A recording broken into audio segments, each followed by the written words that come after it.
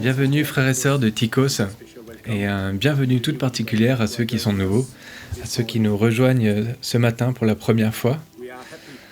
Nous sommes heureux de vous accueillir pour ce culte en ligne, pour ce week-end de Pâques.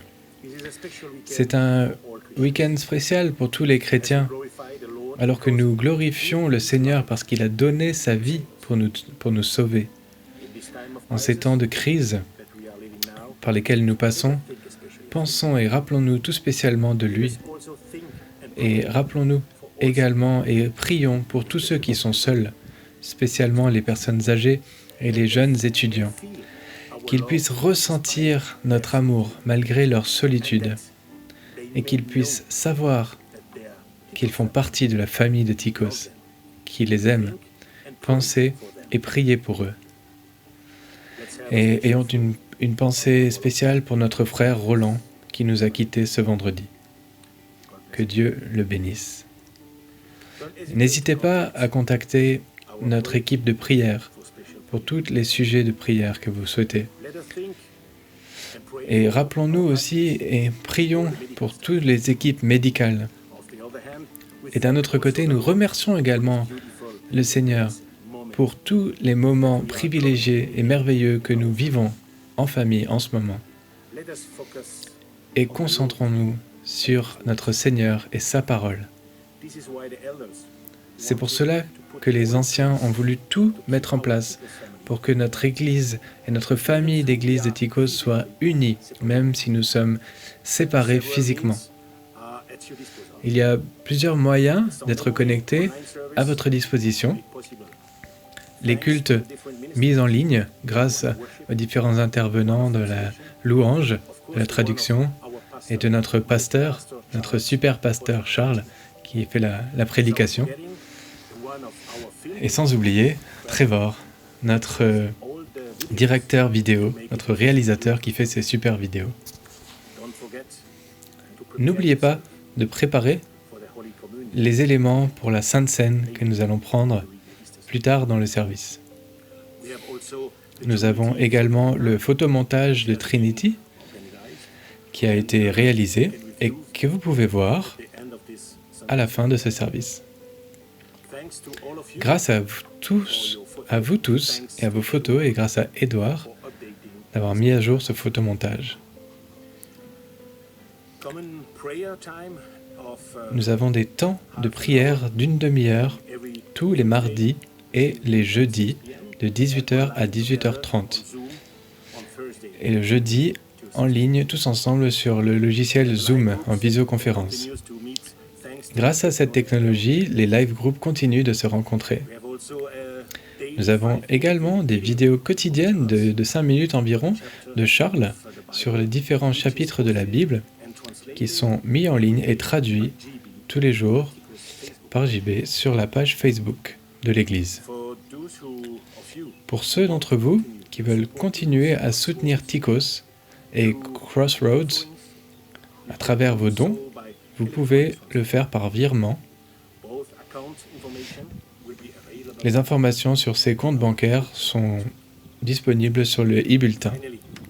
Enfin, s'il vous plaît, notez que toutes ces informations vous sont envoyées par email et par SMS avec des liens pour vous connecter ou dans la newsletter hebdomadaire. N'hésitez pas à revenir vers moi si vous ne recevez pas ces communications. Je vous aime et je vous souhaite une bonne louange, une bonne semaine. Et enfin, je passe la main à mon frère Vincent et ses superbes choristes. Merci Arsène.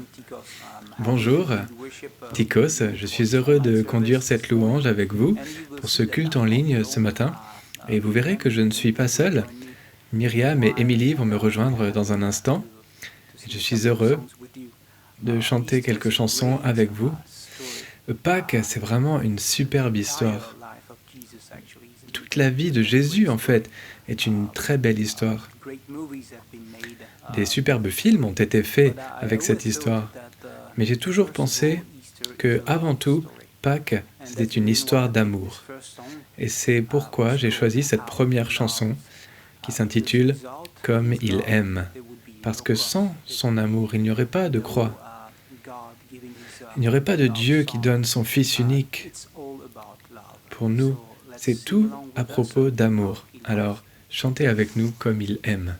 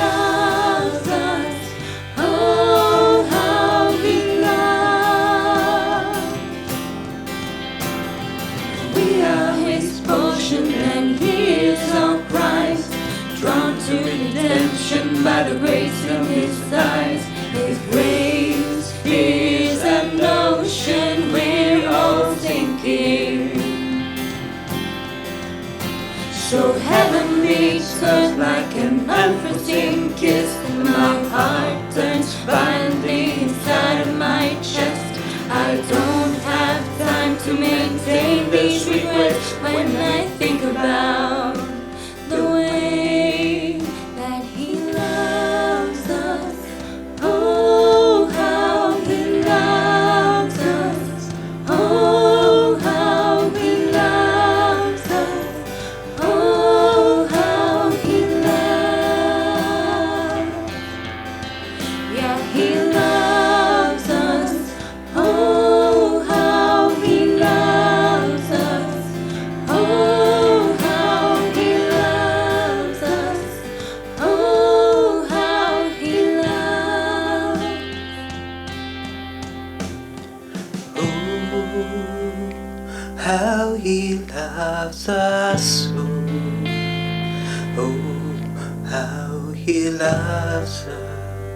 How He loves us. Oh, how He loves us.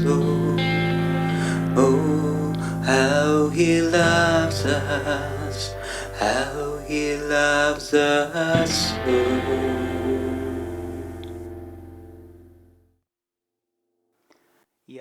Oui, Dieu est amour. Et j'aimerais remercier spécialement Émilie et Myriam de m'avoir rejoint pour cette chanson. Et maintenant, je vais passer la parole au pasteur Charles qui va nous guider dans la communion. Merci Vincent et l'équipe de Louange, Arsène d'avoir introduit notre culte aujourd'hui et nous voulons vous souhaiter la bienvenue à tous à notre culte de dimanche matin de Pâques. C'est le jour de la résurrection, c'est le jour où nous célébrons Jésus-Christ qui a vaincu la mort et le péché et qui a apporté la victoire. Et c'est une fête.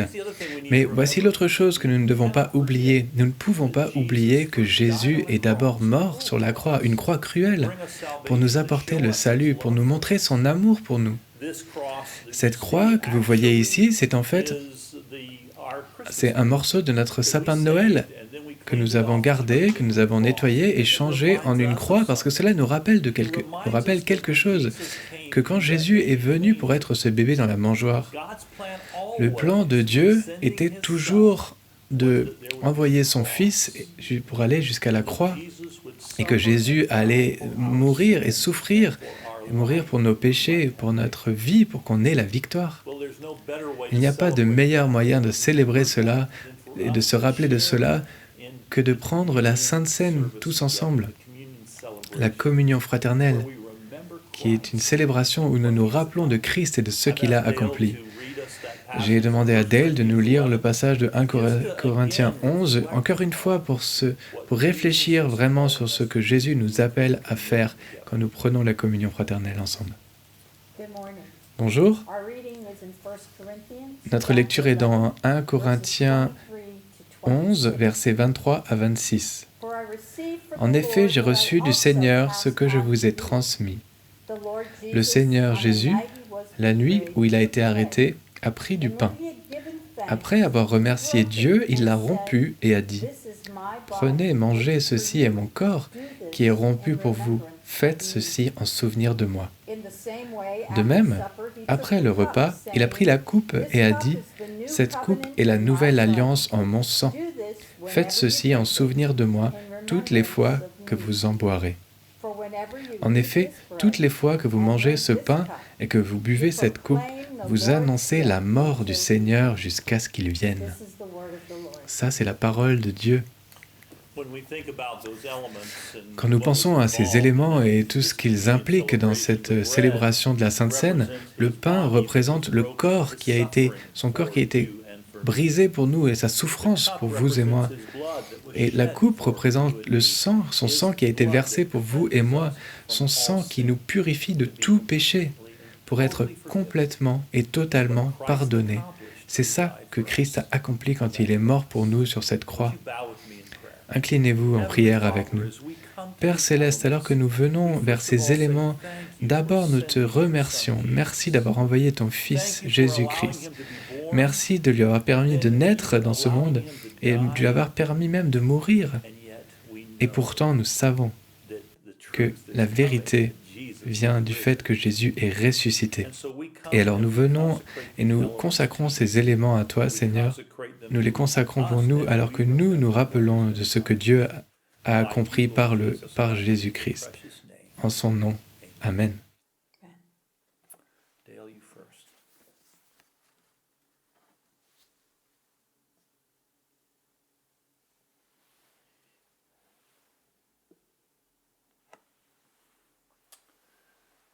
Le pain, son corps, le vin, son sang, en souvenir de lui, nous partageons cette communion fraternelle. Amen.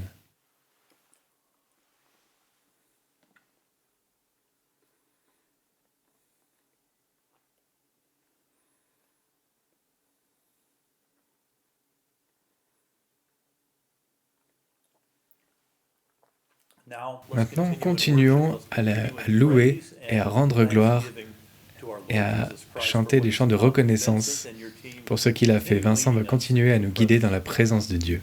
Amen. Merci Charles de nous avoir guidés dans cette sainte scène. Et avant que nous écoutions le message de Charles, chantons une chanson de joie à propos du plus beau jour de l'histoire.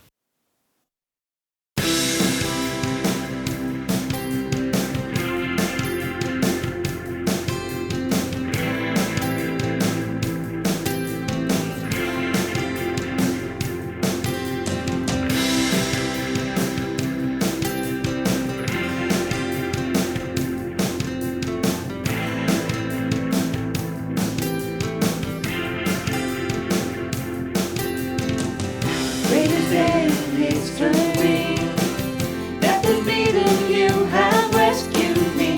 Sing it out, Jesus is alive. Empty cross, the empty grave, life eternal you have won the day. Shout it out, Jesus is alive. He's alive.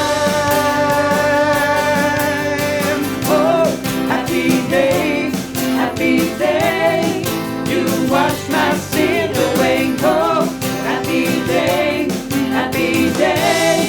I'll never be the same. Forever I am changed.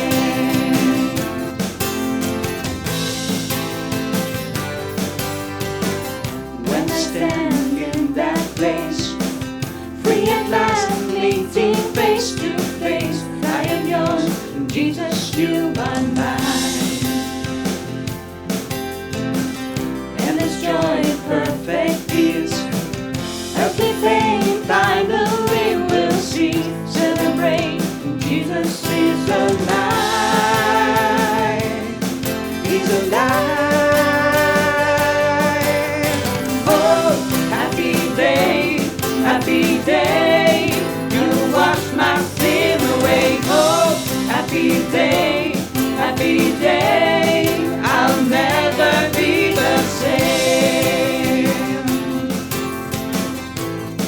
Forever I am changed.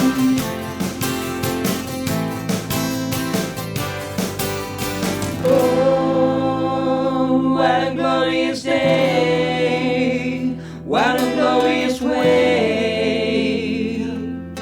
that you have saved me. Oh, what a glorious day, what a glorious name. Yeah. Oh, happy day, you wash my sin away. Oh, happy day, I'll never be the same. Forever I am changed. Forever I am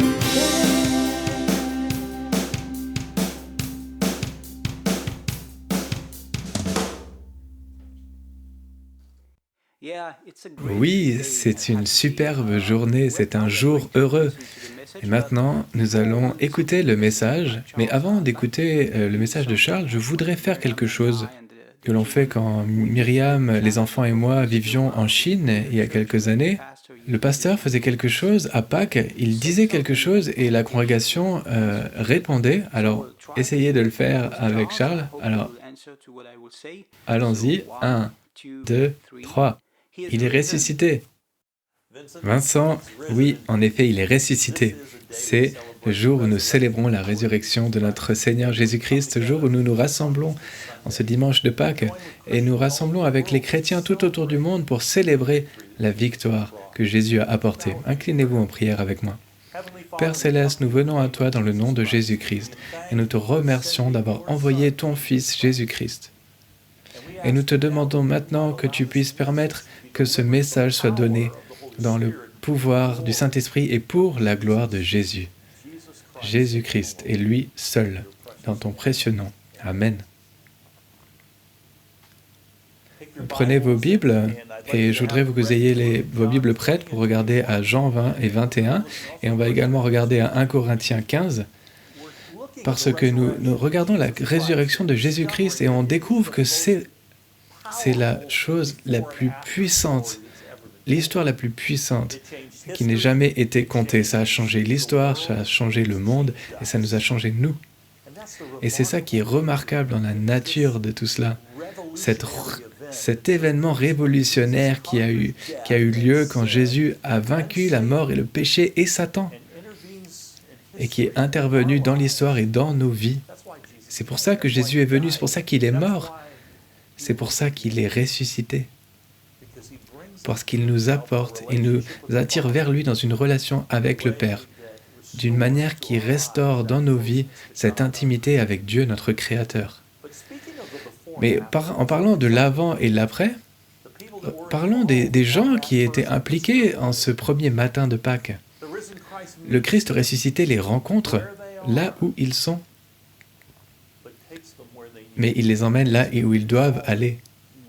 Il leur dit qu'il va faire d'eux des disciples, il va les transformer comme nous. Mais quand on voit cela, quand on voit l'avant, c'est un peu flou. Premièrement, il y a Marie de Magdala, qui est dans le jardin de Gethsémanée. Pierre et Jean étaient là, mais ils sont repartis pour dire aux disciples. Et elle traîne là, autour de la tombe, dans un cimetière, on peut redire. Elle est désespérée. La personne dans sa vie qui l'avait délivrée, comme on l'a lu dans les Écritures, d'une oppression démoniaque, de 7 démons, et qui lui avait donné l'espoir, était maintenant mort. En tout cas, c'est ce qu'elle croyait. Il était mort, et elle recherchait son corps pour l'honorer, pour honorer la seule personne qui avait vraiment fait une différence dans sa vie. Peut-être que c'est les disciples qui se cachaient. Et puis il y a aussi, les disciples qui se cachaient dans la pièce du haut de leur maison, ce n'était pas non plus très prometteur. Ou ceux qui ont découvert Thomas, qui n'était même pas là quand ils ont vu Jésus, qui ne voulait même pas y croire en sa résurrection. Et leur leader, Pierre, l'avait renié 3 fois, alors qu'il avait dit qu'il ne renierait jamais. Ça ne se présente pas très bien, n'est-ce pas? Et ensuite, celui qui persécutait l'Église et qui deviendrait l'apôtre Paul, quand nous lisons 1 Corinthiens, lui, il donnait déjà des faux enseignements qui allaient contre la résurrection. Mais quelque chose a changé pour le début de l'histoire, vers l'après. Marie, même si elle était désespérée, Jésus est venu la rencontrer dans son désespoir, il est venu à elle. Et elle pense que c'est le jardinier. Jean chapitre 20, verset 10 et verset 11. Mais elle le rencontre, il dit son nom, Marie, et là elle réalise qu'il est le Christ ressuscité, que c'est Jésus, son Messie. Et elle s'accroche à lui. Elle découvre qu'il est ressuscité. Il a gardé sa promesse. Ou, avec les disciples, Jean chapitre 20, on lit qu'ils sont là dans la peur et que Jésus entre dans la pièce et qu'il leur montre ses mains et son côté. au verset 20. Et les disciples étaient remplis de joie quand ils ont vu le Seigneur. Et soudainement, leur peur s'est changée en joie et plus tard encore en courage. Alors qu'ils deviennent les apôtres qui allaient porter la bonne nouvelle aux quatre coins du monde. Et où il y avait celui qui doutait, Thomas, qui ne croyait pas à ses frères. Jésus vient vers celui qui doutait. Une semaine plus tard, est venu vers Thomas. Et qu'est-ce qu'il lui a dit? Thomas, mets tes doigts dans mon côté et dans mes mains. Vois l'empreinte des clous et mets tes doigts dans mon côté. Arrête de croire, arrête de douter et crois, lui dit Jésus. Et qu'est-ce que dit Thomas? Mon Seigneur et mon Dieu. Et il devient un prophète, un apôtre qui a voyagé jusqu'en Inde, nous dit les Écritures, pour porter la bonne nouvelle. Et le leader, les échecs d'un leader, qu'est-ce que fait Pierre? Eh bien, il croit que Jésus est ressuscité, il rencontre le Christ ressuscité, mais il y a besoin de plus. Parce qu'il avait renié 3 fois au chapitre 21 de Jean. Chapitre 21, verset 15.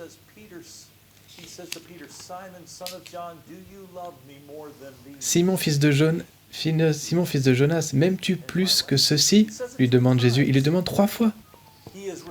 Il le restaure, étape par étape, pour le ramener là où il a besoin d'être. Même si Pierre était un peu frustré parce que Jésus lui a demandé 3 fois. On comprend, parce qu'il l'a renié 3 fois. Alors le processus de restauration, c'était de redemander 3 fois. Donc Jésus l'a rencontré exactement là où il avait besoin et il l'a restauré.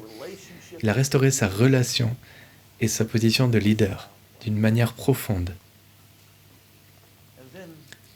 Et ensuite, Paul, qui se confronte au faux témoignage dans l'église de Corinthe, qui nie l'espoir de la résurrection et la résurrection, le fait que Jésus ait été relevé. Et Paul qui va à la confrontation, il leur dit, si Christ n'est pas ressuscité, tout cela est en vain et nous sommes les êtres les plus à plaindre de tous, les plus pathétiques de tous. Mais ensuite, il dit au chapitre 20 de 1 Corinthiens, chapitre 15, verset 20,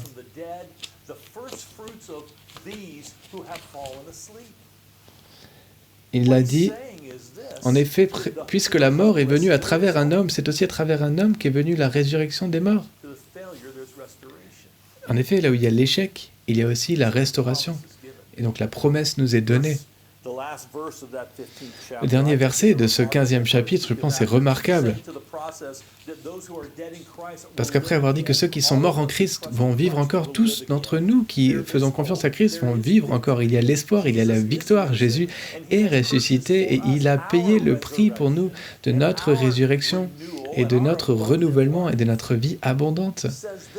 On lit ceci au verset 58. « Ainsi, mes frères et sœurs bien-aimés, soyez fermes, inébranlables.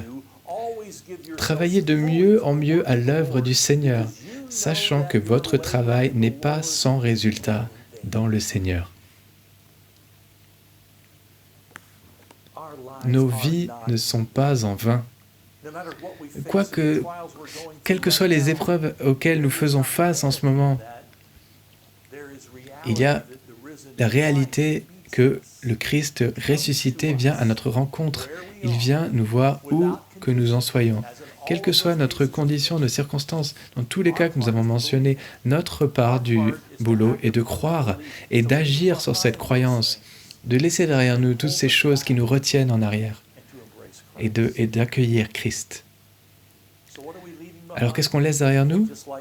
Tout comme Marie de Magdala et les disciples et Thomas et Pierre et Paul, on laisse derrière nous le désespoir et la peur et le doute et l'échec et le fait de ne pas avoir d'espoir. Nous accueillons, nous voulons aussi vivre, être encouragés et avoir cet espoir, cette restauration, de vivre une vie comme cela. Mais la seule manière dont cela va se passer, c'est si nous rencontrons le Christ ressuscité comme eux l'ont rencontré.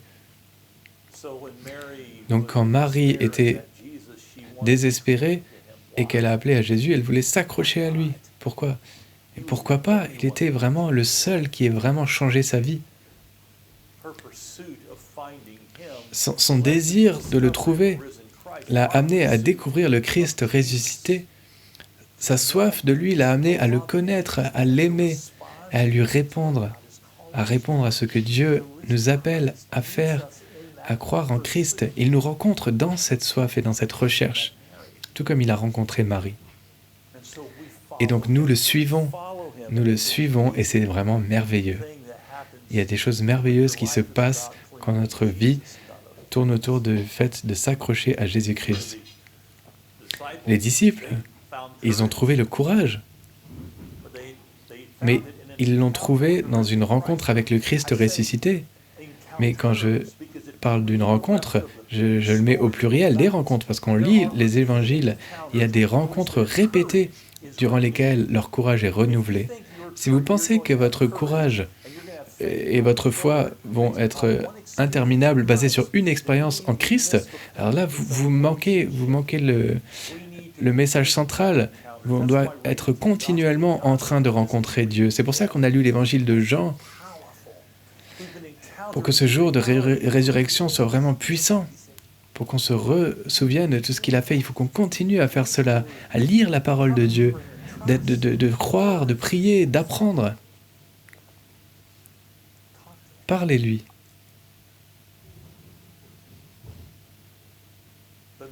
Et peut-être que c'est aussi peut-être le fait qu'on a besoin non seulement de le rencontrer, mais on a aussi besoin de croire et de tout lui abandonner. Vous voyez, quand Thomas lui dit « Mon Seigneur et mon Dieu », il ne disait pas juste « Bon, ok, maintenant je crois ». Il disait vraiment oh, « J'abandonne tout à ce que tu es, Seigneur. Tu es le Seigneur ressuscité, le Sauveur Jésus-Christ ».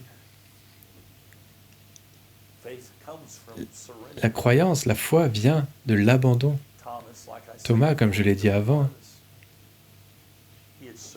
avait fait plus que croire, il avait tout abandonné, tout ce qui lui était cher dans sa vie et ses doutes, il a tout abandonné en disant « Seigneur, ok, je te donne tout, je viens à toi ». En fait, c'est après, dans le chapitre 20, qu'on lit ça, que ceux qui n'avaient pas vu, heureux ceux qui n'ont pas vu les blessures de Jésus et qui ont cru, Jésus affirme cela et c'est pour nous. Ça parle de nous. Et si nous comprenons la restauration, quand Jésus a demandé à Pierre de s'engager envers le Père, notre réponse à la résurrection, c'est de suivre Jésus-Christ. Il est celui que nous voulons suivre, la voie que nous écoutons, celui qu'on veut comprendre. On veut que sa volonté soit faite, ses plans et pas nos plans soient accomplis. C'est tout ça que Pierre a découvert. Et dans 1 Corinthiens 15, on découvre l'espoir, même quand les choses avaient l'air désespérées, même si on fait face à des virus et à un désastre économique, même si on fait face à une distanciation, une séparation. Mais maintenant, nous suivons un Christ ressuscité, ce qui veut dire que tous ceux qui suivent Jésus devraient être les gens les plus remplis d'espoir dans ce monde, dans ce jour. Et cela apporte la lumière dans l'obscurité, cela apporte l'espoir à ceux qui n'en ont pas. Et alors que nous vivons et que les gens se demandent pourquoi est-ce que nous sommes dans la joie, pourquoi nous sommes dans l'espoir, pourquoi nous avons du courage, c'est à cause de cela, parce que nous avons rencontré le Christ ressuscité, nous avons rencontré celui qui nous a transformés. Parce que tout comme ceux qui ont vécu cette première résurrection, nous vivons également avec Jésus des choses chaque jour. Nous lui appartenons. Nous venons à lui. Nous venons en prière, nous venons avec foi, nous venons dans la parole, nous venons en communauté, nous venons en abandon total et nous continuons à marcher avec lui. Parce que nos vies, comme il est dit dans 1 Corinthiens 15, chapitre 15, verset 58, nos vies ne sont pas en vain, ce n'est pas une perte de temps. Ça vaut la peine éternellement de suivre Jésus. Alors il y a beaucoup de tombes connues, célèbres dans le monde aujourd'hui. Elles sont connues parce que dans ces tombes, il y a les os de personnes connues. Mais il y a une tombe qui est plus célèbre que toutes les autres. Mais ce n'est pas parce que les os qui sont dedans sont connus, c'est parce qu'elle est vide. C'est la tombe vide de Jésus, parce qu'il est ressuscité d'entre les morts et victorieux. Et c'est lui que nous suivons. C'est celui qui nous aime d'un amour éternel, et c'est celui que nous servons en tant que notre Seigneur ressuscité et vivant, qui a toute autorité sur la terre et dans le ciel, nous le suivons.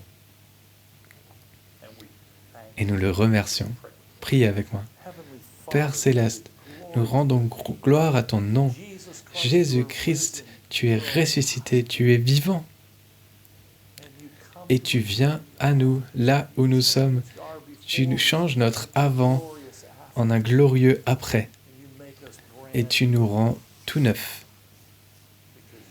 Parce que tu es vivant, ton sacrifice a été accepté par notre Père céleste, notre péché a été remboursé. Nous appartenons à Jésus. Père céleste, viens Saint-Esprit, remplis-nous encore une fois d'une manière nouvelle et fraîche avec la présence de notre Seigneur ressuscité. Amène une nouvelle rencontre, un souffle nouveau, un abandon nouveau, un engagement nouveau, alors que nous continuons avec foi. Dans le nom de Jésus. Amen. L'Église primitive, les gens se saluaient d'une manière vraiment spéciale après la résurrection, et j'ai demandé à Dale de me rejoindre. Alors que nous clôturons ce temps, Vincent et moi avons fait plus tôt dans ce culte, mais dans l'Église primitive, qu'est-ce qui se passe? C'est que les chrétiens se saluaient, et voilà comment ils le faisaient. Ils leur disaient « Il est ressuscité » et l'autre répondait « En effet, il est ressuscité ». Et alors, les amis, frères et sœurs, je voudrais vous dire « Il est ressuscité ». En effet, il est ressuscité. Il est vraiment ressuscité. Que le Seigneur vous bénisse, vous garde, qu'il fasse resplendir sa face sur vous et vous donne sa paix, parce qu'il est vivant et il est victorieux. Que Dieu vous bénisse. Oh, I can see it now. Oh, I can see the love in your eyes, laying yourself down, raising up the broken to life.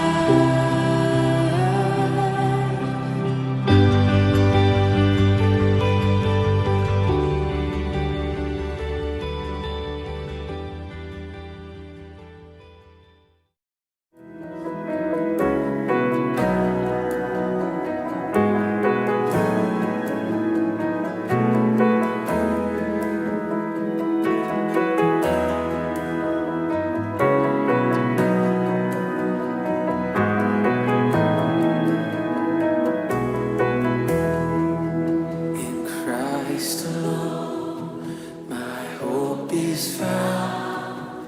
He is my light, my strength, my song.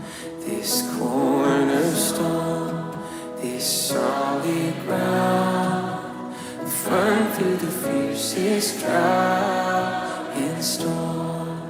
What heights of love, what depths of peace, when fears are still, when strife cease, my comfort, my all in all, here in the love of Christ I stand.